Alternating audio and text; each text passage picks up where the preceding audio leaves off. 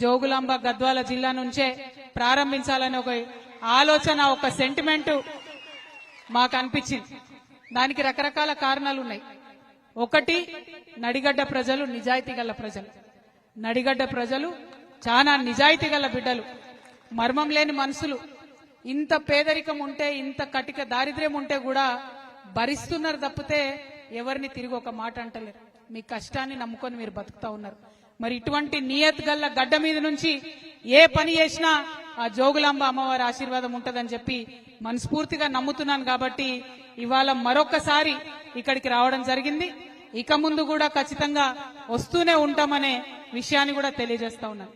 మరి వేదిక మీద ఉన్నటువంటి ఏమైంది, ఒక్క నిమిషం మీరు కొద్దిగా పైకి అనుకోండి. ఏముంది, రావట్లేదా? అదే లాస్ట్. కొంచెం సహకరించుకోండి అన్న ఒకరికొకరు. పర్లే, ఇట్స్ ఓకే.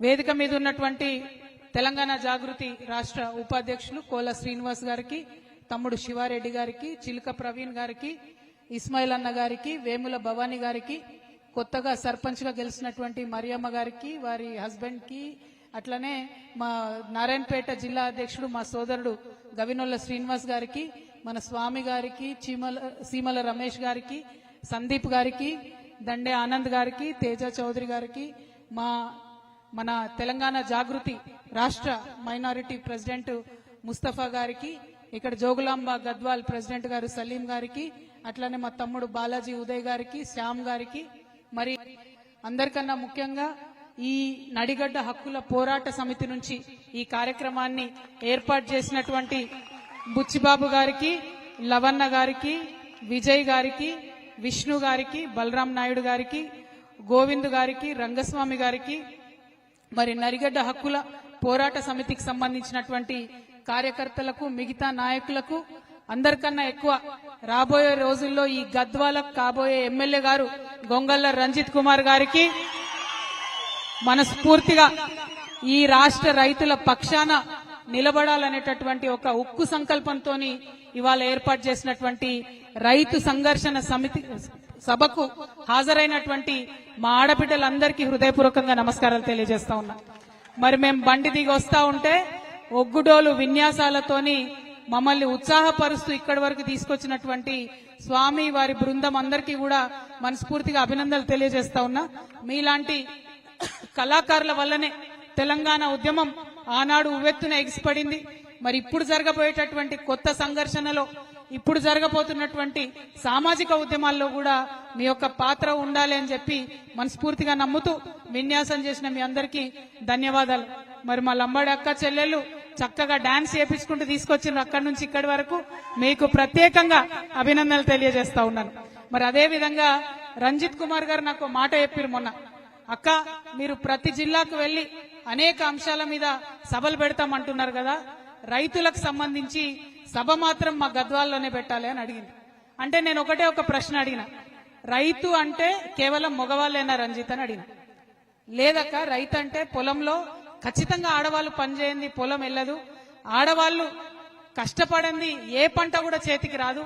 ముఖ్యంగా మా సీడ్ పత్తి అయితే మా ఆడబిడ్డలు ఒక్కొక్క చిన్న పత్తి పువ్వు ఏరుతా ఉంటే ఆ పత్తి పువ్వు కింద పడిపోతే పసి బిడ్డను, పసి పాపను పట్టుకున్నట్టుగా ఆ పత్తి మొగ్గను పట్టుకొని నోటితో ఊదుకుంటూ మన ఒళ్ళో ఉండే బట్టను కట్టుకొని కాపాడుకొని ఆ పత్తిని తీసుకుపోయి అవసరమైతే పత్తిని ఇంట్లో పెట్టి కుటుంబం అంతా బయట వండుకొని కష్టాన్ని కోర్చి మరి పంటను తీసేటటువంటి కష్టపడే ఆడబిడ్డలు ఉంటారక్క మా దగ్గర అన్నాడు. అంటే నేను ఒకటే మాట చెప్పిన, నువ్వు మహిళా రైతులను పిలుస్తా అంటేనే వస్తా తమ్ముడు నేను, లేకపోతే మాత్రం రానని చెప్పిన. మాట ఇచ్చిండు, మహిళల్ని పిలుస్తా అక్క అని చెప్పిండు. మరి ఇంత పెద్ద ఎత్తున వచ్చినటువంటి మా మహిళా రైతులకు, వారందరికీ జాగా ఇచ్చి పక్కకు కూర్చున్న మా రైతన్నలందరికీ కూడా ప్రత్యేకించి ధన్యవాదాలు తెలియజేస్తా ఉన్నా. ఎందుకోసం మహిళా రైతులు రావాలన్నా అంటే నిజంగా మనం పడే కష్టం, ఒక పక్క ఇంటి పని చూసుకోవాలి, ఇంకొక పక్క పొలం పని చూసుకోవాలి, ఇవన్నీ చూసుకుంటూ ఇబ్బందులు పడుకుంటూ ఇంటిని నడుపుతా ఉన్నాం. మరి అంత కష్టపడి మీరు సీడ్ పత్తి వండిస్తే దేశంలో అన్ని దగ్గరలకు మన గద్వాల సీడే పోతుంది. మన జోగులాంబ గద్వాల జిల్లాలో ఉన్న సీడే అంతటా కూడా పత్తి రైతులు వాడతారు. కానీ ఇక్కడ మాత్రం నిమిషానికి మిమ్మల్ని వేధిస్తా ఉన్నారు. నిమిషానికి ఎవరైతే ఈ కంపెనీలు ఉంటాయో వాళ్ళ యాజమాన్యాలు ఉంటారో వాళ్ళకి సంబంధించినటువంటి మధ్యలో ఉండే దళారులు ఉంటారో మీ కష్టాన్నంతా కూడా వాళ్ళ దగ్గర పెట్టుకుంటున్నారు. పోయినసారి జనం బాటకు వచ్చినప్పుడు ఒక్కొక్కరిని పలకరించి చూసినాం. మా పొలం కుదవబెట్టుకున్న మా దళారుల దగ్గర డబ్బులు వచ్చేంత వరకు కూడా పొలం రాదు. అట్లా పొలం ఎకరాలు కోల్పోయినటువంటి రైతులు అనేక మంది ఉన్నారు. మరి వాళ్ళందరూ కూడా కలెక్టర్ గారి సమక్షంలో మాట ఇచ్చి 2 నెలలైంది, ఇంతవరకు కూడా బకాయిలు ఇస్తలేరు. ఇప్పుడు ఎగబెట్టేటటువంటి ప్రయత్నం చేస్తా ఉన్నారు. కాబట్టి గద్వాల ఖచ్చితంగా రావాల్సిందే. వచ్చి ఇక్కడి నుంచి నేను ప్రభుత్వానికి హెచ్చరిక చేస్తా ఉన్నా, కరెక్ట్ వారం రోజుల టైంలో ఏదైతే మా సీడ్పత్తి రైతులకు బకాయి ఉందో ఎటువంటి కొర్రీలు లేకుండా అవి మీరు విడుదల చేయాల్సిందే. మీరు గనక అవి విడుదల చేయకపోతే అవసరం అంటే తెలంగాణ వ్యాప్తంగా ఉన్నటువంటి వాళ్ళందరం కూడా ఇదే గద్వాలకు వస్తాం, ఇక్కడే కూర్చుంటాం, దీక్షకు దిగుతాం. బిడ్డ జాగ్రత్త. మరి ఎవరైనా సరే, ఏ రాజ్యమైనా సరే 2 అన్నలకు భయపడుతుంది. ఒకటి అడవిలో ఉండే అన్నకు, ఇంకోటి రైతన్నకు. అంతేనా? ఇవాళ అడవిలో ఉండే అన్నలకు భయపడుతున్నారు కాబట్టే వాళ్ళని కర్కశంగా అణిచివేసే ప్రయత్నం చేస్తా ఉన్నారు. దారుణాతి దారుణంగా మానవ హక్కుల ఉల్లంఘన చేసి వాళ్ళని చంపుతా ఉన్నారు. దుఃఖపడుతున్నాం, చూస్తున్నాం మనం. ఇంకో పక్క రైతన్నల మీద దాష్టికం. కష్టపడి పొద్దున 10కి పోతే బయటకి సాయంత్రం 8-9 అయినా కూడా తోట నుంచి ఇబ్బంది పడి కష్టపడి వచ్చే రైతన్నను దారుణంగా ఇబ్బంది పెడతా ఉన్నారు. 1 కాదు 2 కాదు. ఇవాళ కరెంటు అర్ధరాత్రి వస్తుంది. మరి మొత్తం కుటుంబాన్ని ఇడిచిపెట్టాలి, ఇంటికాడ వైఫ్ ని పిల్లల్ని అందరినీ వదిలిపెట్టాలి. వాళ్ళు ఎట్లుంటారో అని రందో పక్కన, మరి అక్కడికి పోతేనేమో పామో తేలో ఉడుతుందనే బెంగ ఇంకో పక్కన. మరి ఇంత పెద్ద పెద్ద మనుషులు వచ్చిందే, ఇయ్యరాదా కరెంటు? పరిశ్రమలకైతే ఇయ్యొచ్చు, బ్యాంకులకు 1000 కోట్లు డబ్బులు ఎగబెట్టేటటువంటి పరిశ్రమలకైతే కరెంట్ ఇవ్వచ్చు. కానీ మరి కష్టపడే రైతులకు కరెంట్ వస్తలేదు. దాని మీద ఖచ్చితంగా మనం అడగాల్సిన అవసరం ఉన్నది. టైంకు యూరియా దొరుకుతలేదు. యూరియా ఇయ్యమంటే ఫోన్లో యాప్ పెడతారంట, ఆ యాప్ చూసి మనం బుక్ చేసుకోవాలంట. నేను ఒకటే మాట అడుగుతున్నా, మా రైతుల దగ్గర అయితే చిన్న ఫోన్లు ఉన్నాయబ్బా, ఎర్ర బటన్ పచ్చ బటన్, చిన్న ఫోన్ ఉంది మా దగ్గర. మరి మొదలు మా అందరికి ఐఫోన్లు ఇవ్వండి, ఆ తర్వాత యాప్ పెట్టుర్రి. అంతేనా? అందరికి ఐఫోన్లు ఇవ్వండి, ఆ తర్వాత యాప్ పెట్టుండ్రి. పెడితే మేము కూడా నేర్చుకుంటాం కదా, అదేం బ్రహ్మ విద్య కాదు. కానీ మా దగ్గర ఫోనే లేదు. ఇప్పుడు మేము ఏడబోదుము, మా పిల్లగాన్ని ఏడ బతిమలాడదుము, ఆ చదువుకునే పిల్లాన్ని బతిమలాడి యాప్ బుక్ చేసుకొని కొనుక్కోవడానికి పోవాలి యూరియా. అంటే మీకు యూరియా ఇచ్చే చేతగాక అనేకమైనటువంటి కొర్రీలు పెడుతున్నారు తప్పితే నిజంగా రైతు మేలు కోరి కాదు. నిజంగా రైతు మేలు కోరి ఉంటే ఏం చేయాలి చెప్పలే, ఈ కాంగ్రెస్ వాళ్ళు చెప్పలే. మీరు అర్జెంట్ గా ఓన్రి, ఊరుకుండ్రి, బ్యాంకుల దగ్గర లైన్లు కట్టుండ్రి. మీ దగ్గర 1,00,000 రుణమాఫీ అయిపోతే 2 లక్షలు తెచ్చుకోండి. ఇంటింట్లో ఎంతమందికి వస్తే అంతమందికి 2 లక్షలు తెచ్చుకోండి. మేము ఎక్కుతానే సోనియమ్మ పుట్టినరోజు నాడు మొత్తం రుణమాఫీ చేస్తామని చెప్పారు. అంటే పాపం చాలా మంది ఒక్కొక్క ఇంట్లో 2, 3 పోయి డబ్బులు తెచ్చుకున్నారు. కానీ ఆ 2 లక్షల రుణమాఫీ అన్నది జరగనే లేదు. ముఖ్యమంత్రి గారు మొన్న చెప్తా ఉన్నారు, అందరికి 2 లక్షల రుణమాఫీ చేసినాం. మేము ఆనాడే ఛాలెంజ్ చేసినాం, ఈ రాష్ట్రంలో 40 లక్షల మందికి 40 లక్షల మంది రైతులకు రుణమాఫీ చేస్తాం 40,000 కోట్లు అని కాంగ్రెస్ పార్టీ హామీ ఇచ్చింది.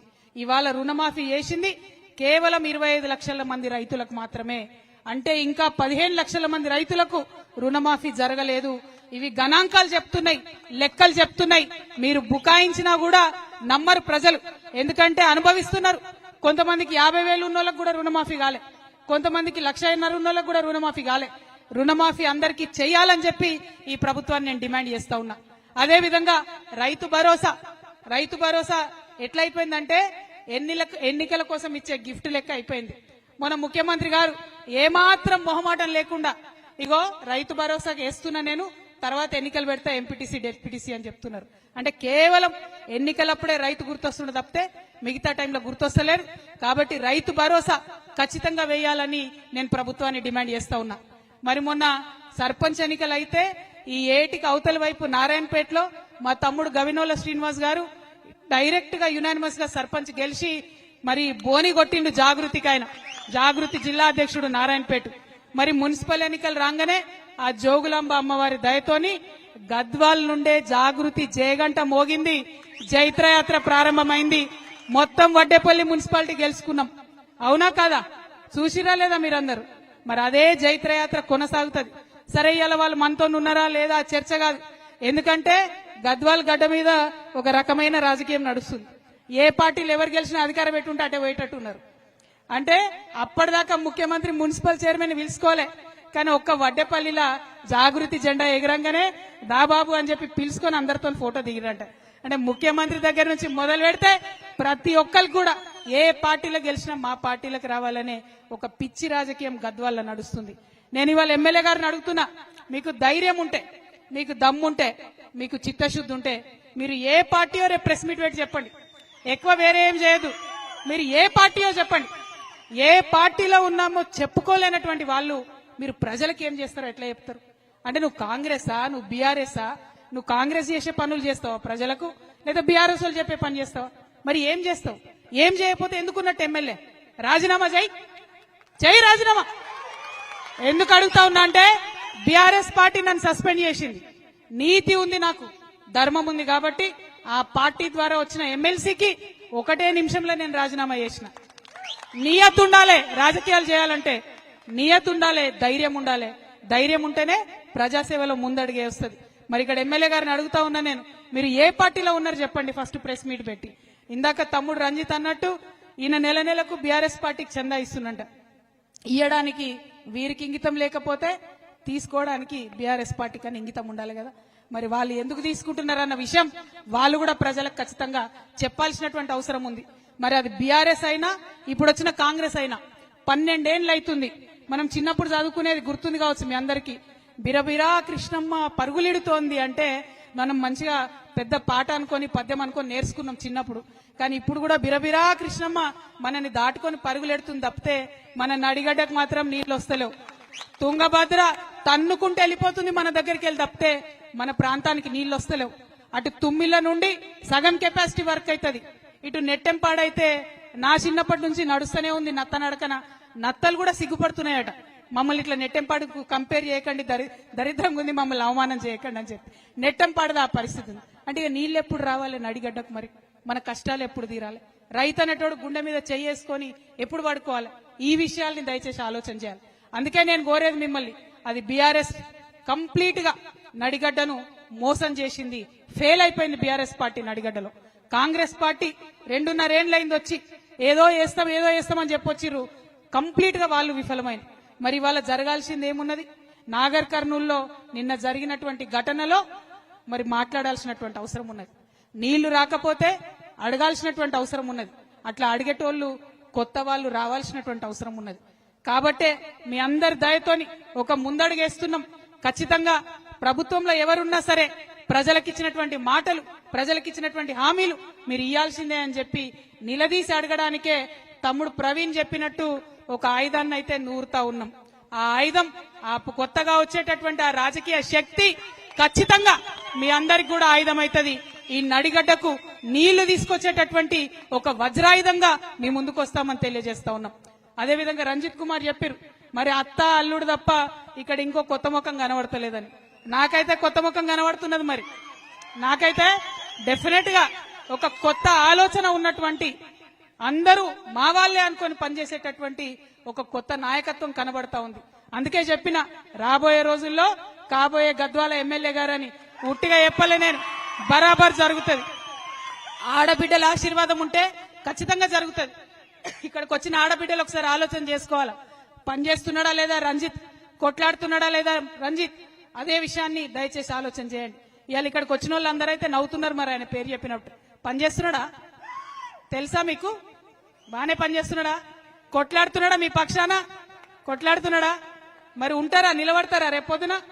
పాపం 3 సార్లు పోటీ చేసింది, ఇప్పటికి 2 సార్లు పోటీ చేసింది. ఇప్పటికి మీరంతా మీటింగ్లలో చేతులు ఎత్తుతున్నారు, ఓటింగ్లలో మాత్రం ఇంకో దిక్కు ఎత్తుతున్నారు. అంతేనా?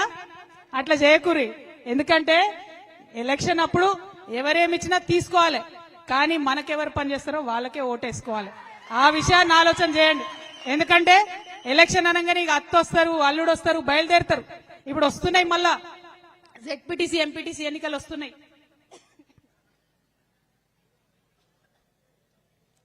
మళ్ళా జెడ్పీటీసీ ఎంపీటీసీ ఎన్నికలు. మూటలు ముల్లెలు తీసుకొని దిగుతారు.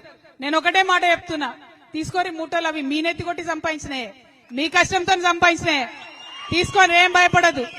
కానీ ఓటు మాత్రం ఖచ్చితంగా జాగృతికి రంజిత్ చెప్పిన మనుషులకు మాత్రం ఓటేయండి. ఎందుకంటే మీ గొంతుకై నిలబడతాం. ప్రతి మండలంలో జెడ్పీటీసీ క్యాండిడేట్ ని పెడతాం, బలంగా కొట్లాడతాం. ప్రతి ఊర్లో ఎక్కడెక్కడ ఎంపీటీసీలు ఉంటే అక్కడ ఎంపీటీసీ క్యాండిడేట్లను పెడతాం, చాలా బలంగా కొట్లాడతాం.